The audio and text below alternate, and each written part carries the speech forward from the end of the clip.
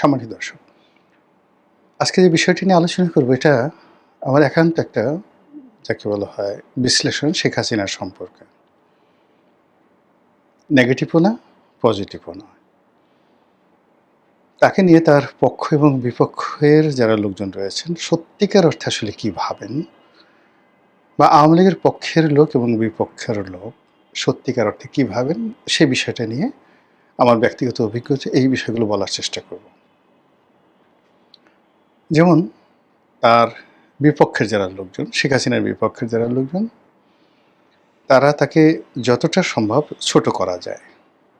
তার ব্যক্তিগত চরিত্র, তার যে বংশমর্যাদা, লেখাপড়া, তার পরিবার, তার ছেলেমেয়ে, তার স্বামী, তার সংসার,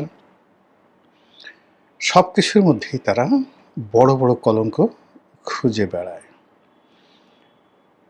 আপনাদের মনে আছে যে আওয়ামী লীগের সভানেত্রী তার বিরুদ্ধে একেবারে বলতে গেলে রাষ্ট্রীয় প্রণোদনা দিয়ে একটা বই বের হয়েছিল, আমার ফাঁসি চাই, মতিউর রহমান রেন্টু।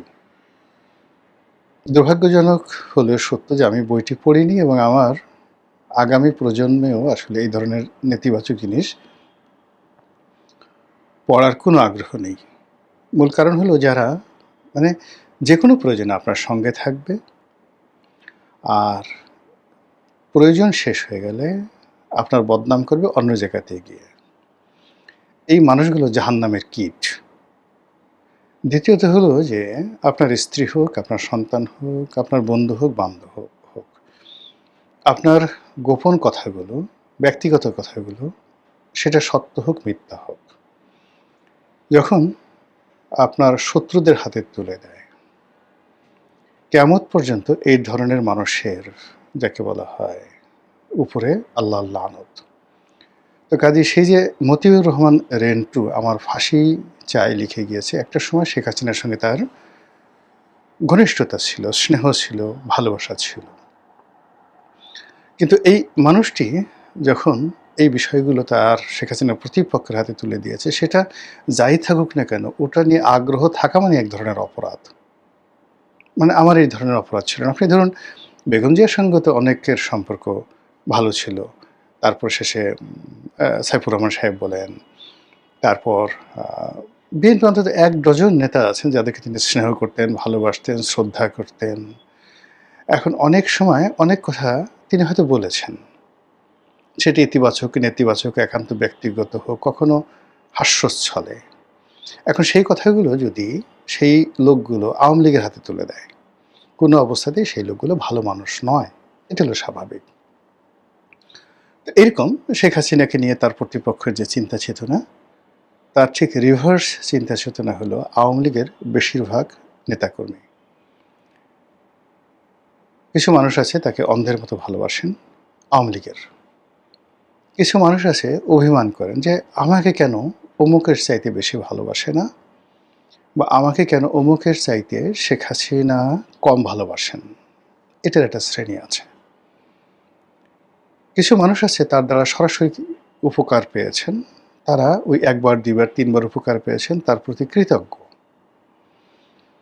কিছু মানুষ আছে যাদের তাকদীর, জীবন শেখ হাসিনা জীবনের সঙ্গে মিলে গেছে।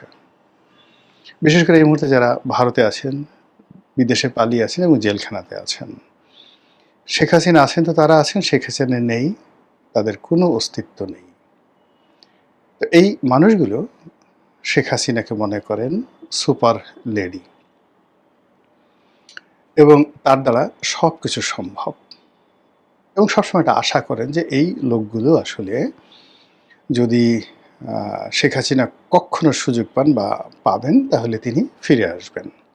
এই গেল এক শ্রেণীর লোক। আরেক শ্রেণীর লোক আছেন, মানে আমি নিজে দেখেছি তারা খুবই জ্ঞানী, গুণী, বুদ্ধিমান। তারা মনে করেন যে শেখ হাসিনার ভিতরে কিছু অলৌকিক ক্ষমতা আছে। এখন সেই অলৌকিক ক্ষমতা কেন আছে, কীভাবে আছে তারা বলতে পারেন, কিন্তু অনেক বড় বড় মানুষের মুখে আমি শুনেছি এবং তারা বিশ্বাস করেন। এই যে সংসদে আবু সাইদ স্বপন নামের একজন সংসদ সদস্য, তিনি হুইপ ছিলেন। তো তিনি একবার বললেন যে শেখ হাসিনাকে হজরত ডাকা উচিত। হজরত মানে জনাব, আরবি একটা শব্দ, সম্মানজনক একটা শব্দ। তো এগুলো আমরা ইসলামী তাহজিব এবং তমুদ্দুনের ক্ষেত্রে ব্যবহার করি। বাংলাদেশে সাধারণত যারা এই কোরআন পড়ান, কোরআনের ওয়াজ করেন, মাহফিল করেন, পীর হতে চান বা পীর হন, তাদের নামের আগে আমরা আল্লাহ হজরত, হজরত, হজরতুল আল্লাম এই শব্দগুলো ব্যবহার করি। তো বা আল্লামা শব্দটি ব্যবহার করি। তো ঠিক সেই দিক থেকে বলতে গেলে আবু সাইদ স্বপন তাকে যে হজরত বলার চেষ্টা করছেন, সেটা হলো তিনি আধ্যাত্মিকভাবে এরকম একটা পর্যায়ে চলে এসেছেন।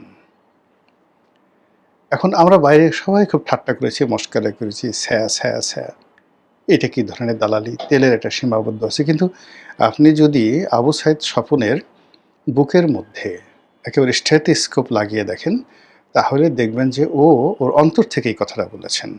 মানে উনি ওনার অন্তর থেকে এই কথা বলেছেন। আবু সাইদ স্বপন হয়তো আমাদের সমসাময়িক বন্ধু হবেন বা ছোট ভাই হবেন, এজন্য ভুলক্রমে ও বের হয়ে গেছে। কিন্তু যেহেতু তিনি একটি দলের সংসদ সদস্য ছিলেন, সো তার সম্মানে উনি বলাটাই বাংলা ব্যাকরণ অনুযায়ী বৈধ বা সঠিক। দ্বিতীয়ত, আপনাদের মনে আছে যে একজন খুব ভদ্রলোক মানুষ ছিলেন, পরিকল্পনা মন্ত্রী।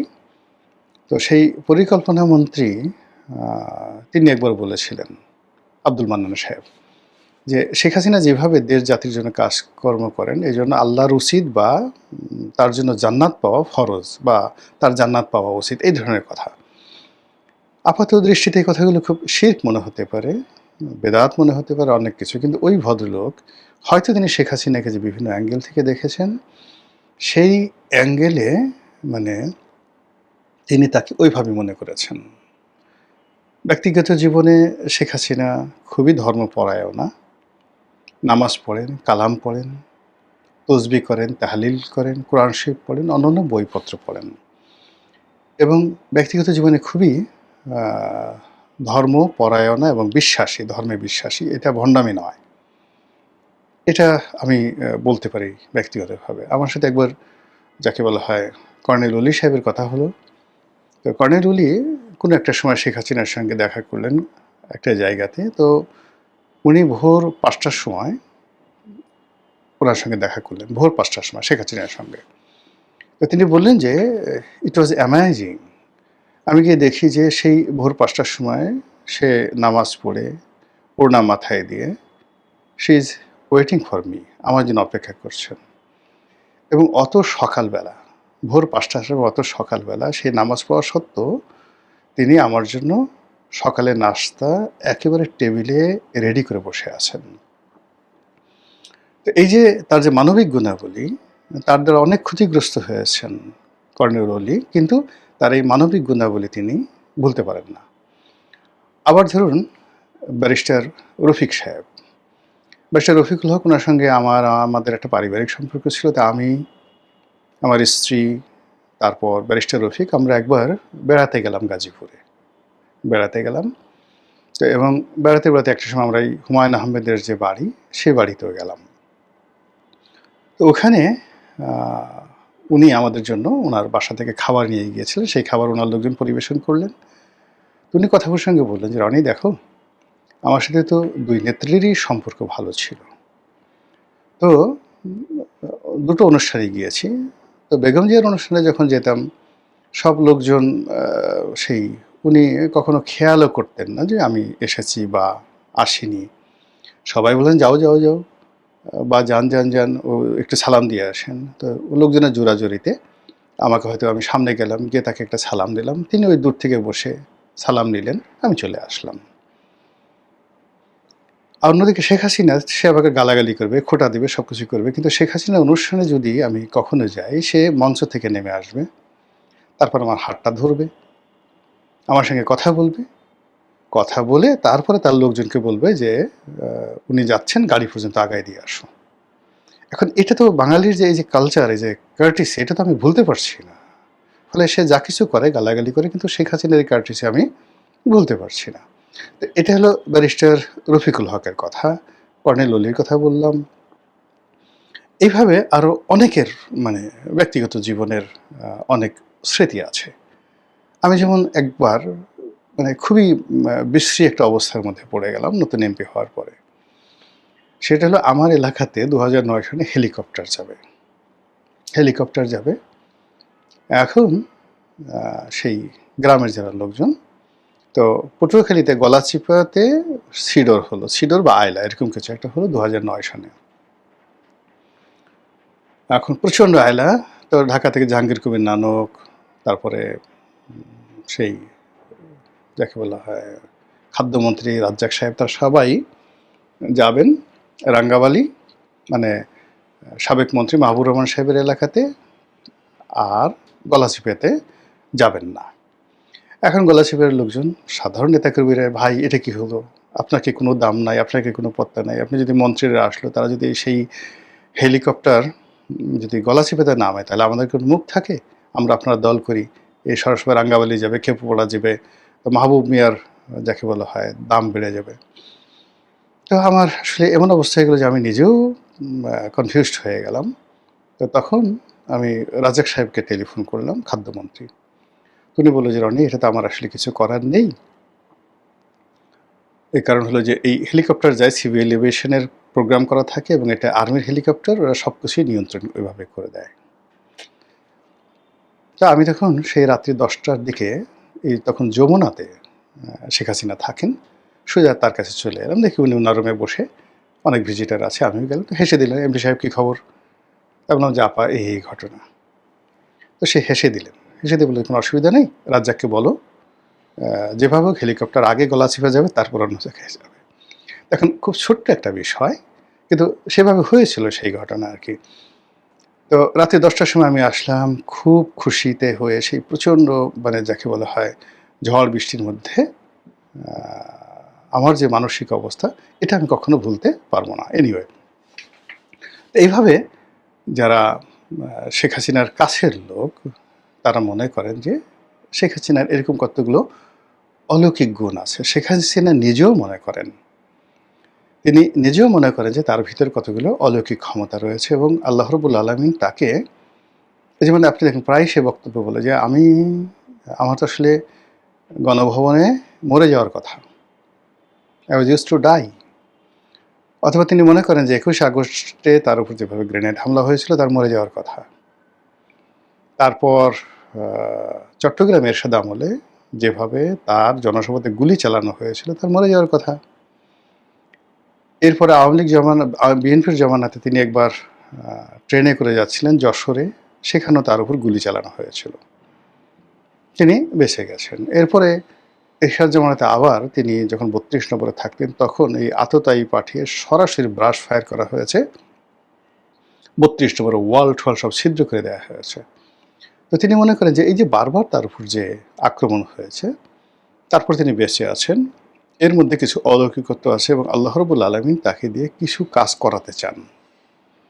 আর এই যে ঝক্কি ঝামেলাগুলো আসছে, এতে তার সাহস বাড়ছে, তার শক্তি বাড়ছে এবং তিনি নিজেই একাধিকবার আমাদেরকে বলেছেন যে যখনই একটা বিপদ আসে, বিপত্তি আসে, আমি ভেঙে পড়ি ১ দিন, ২ দিন, ৩ দিন। এরপর যখন আমি জেগে উঠি তখন আমার শক্তিমত্তা দ্বিগুণ, ৩ গুণ, ৪ গুণ হয়ে যায়।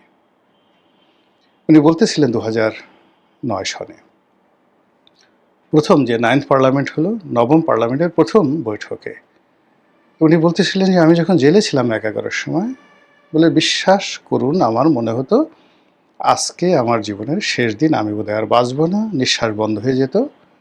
হতাশ ছিলাম এবং বাইরের যে অবস্থা, যে ভীতি ছড়িয়ে পড়েছে, কোনো দিন আওয়ামী লীগ দাঁড়াবে, অর্গানাইজ হবে, এটা আমি কখনো স্বপ্নেও কল্পনা করিনি।